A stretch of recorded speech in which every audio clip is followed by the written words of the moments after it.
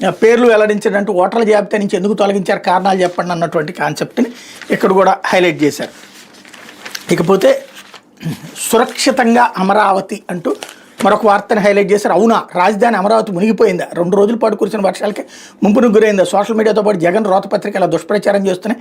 కానీ క్షేత్రస్థాయిలో పరిశీలిస్తే అమరావతిలో కీలక ప్రాంతాలను సురక్షితంగా ఉన్నాయి. యథాతథంగా రాకపోకలు సాగుతున్నాయి. రాజధాని నిర్మాణ పనులు జరుగుతున్నాయి. రాజధాని పరిధిలోని కృష్ణాయపాలెం, మందడం, నేలపాడు, లింగాయపాలెం, వెలగపూడి, రాయపూడి, దొండపాడు, ఉద్దండరాయనపాలెం సహా అన్ని ప్రాంతాలు అత్యంత సురక్షితంగా ఉన్నాయి.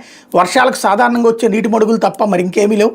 పంట పొలాల్లో సైతం నీరు నిలవలేదు. కోర్ క్యాపిటల్లో ప్రస్తుతం కార్యకలాపాలు నిర్వహిస్తున్న రాష్ట్ర ప్రభుత్వం నిర్వహిస్తున్న అన్ని భవనాల వద్ద, రహదారుల వద్ద అక్కడక్కడ నీరు నిలిచిన జాడలు తప్ప మునిగిపోయిన దాఖలాలు కనిపించలేదు. రాష్ట్ర ప్రభుత్వం ప్రతిష్టాత్మక పనులు చేపట్టిన కోర్ క్యాపిటల్ వద్ద ఆంధ్రజ్యోతి క్షేత్రస్థాయిలో పర్యటించింది. అమరావతిలో నుంచి ప్రవహించే కొండవీటి వాగు తాడికొండ దగ్గర కట్ట తెగి పంట పొలాలపై విరుచుకుపడింది. కానీ అమరావతిలో ఆ ప్రభావం ఎక్కడా కనిపించలేదు. రాజధానిలో seed access road, AP CRDA కార్యాలయం వద్ద చుక్క నీరు కూడా లేదు. గురువారం కార్మికులు చక్కగా పనులు కూడా చేసుకుంటున్నారు.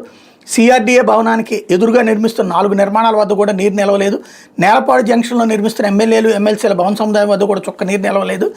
సీడ్ యాక్సెస్ నుంచి హైకోర్టుకు వెళ్లే రహదారి, ఆ రోడ్డుకు పక్కనే నిర్మిస్తున్న మంత్రుల భవనాలు, జడ్జిల నివాసాల వద్ద కూడా ఎక్కడా నీరు నిలవలేదు. ప్రస్తుతం హైకోర్టు వద్ద చుక్క నీరు కూడా నిలవలేదు.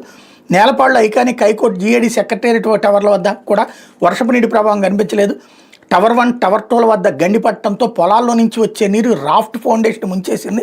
ప్రస్తుతం అక్కడ గండిని పూడ్చే పనులు చేస్తున్నారు. ఐకానిక్ అసెంబ్లీ నిర్మించే ప్రాంతంలో కూడా నీరు నిలవకపోవడం విశేషం. ప్రధాన కార్యదర్శుల భవనాల వద్ద కూడా పనులకు ఏ ఆటంకం కలగలేదు. రాజధానిలో రహదారుల నిర్మాణ పనుల్లో మాత్రం స్వల్పంగా నీరు చేరడంతో పనులకు ఆటంకం కలిగింది.